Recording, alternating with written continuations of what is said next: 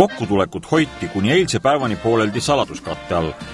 Ei tahetud anda suure idanaabri propagandamasinale liiga suurt suutäit.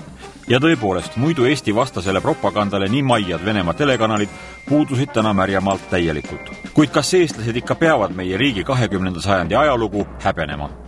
Kuigi võitjad arvavad, et ainult neil on õigus ennast õigustada. Ei tohi ära unustada, mis määrab tänase päevani kõike suhtumisi, kes istusid Stalini kõrval Teheranis, Roosevelt ja Churchill. Ja siin on kogu see saladus, miks ei taheta kommunismi kuritegusid hukka mõista ja meie poliitikutel on heaks tavaks saanud hüpata kõnedes vabadussõjast kohe Iraaki ja teine maailmasõda on vahelt ära unustatud. Ükski sõdur ei mõtle lahingus verest tühjaks joostes postuumsele aurahale.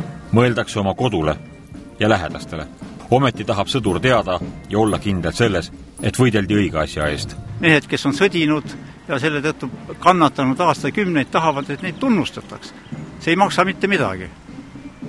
Aga riik peaks ütlema, et mehed, te tegite õiget asja, see oli tubli teie poolt.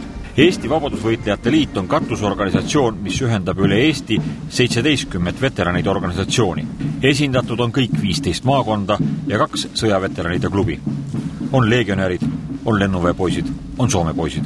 Ühtekokku üle 2000 mehe veel rivis. Aga iga mööduv aasta hõrendab ridu. Igavikuteele kaob ligikaudu 300 meest aastas. Võiks öelda, et kaotused on nagu ränkades lahingutes. Noorimadki veteranidest on juba 81-aastased. Kõige koledam on see, et kui sa lähed noorelt 16-aastaselt sõjaväkke, siis sinu esimeseks elukutseks saab olema tappija. Sest see sõda, mida meil Narva pataljon Ukrainas tegi, see oli tõeline tapatalgud. Eesti sõdurid võitlesid teises maailmasõjas Eesti iseseisvuse taastamise eest. Seega võitlesid nad õige asja eest ja õigel poolel. Eesti riik peab vanadele sõduritele seda ütlema. Ütlema seda just nüüd, kui veel on, kellele öelda. Meie seisukohalt ma arvan nii, et meie ei vaja mingisugust kiitust. Meil on oma eesmärk olnud ja on praegugi ja meie südametunnistus selles suhtes on puhas.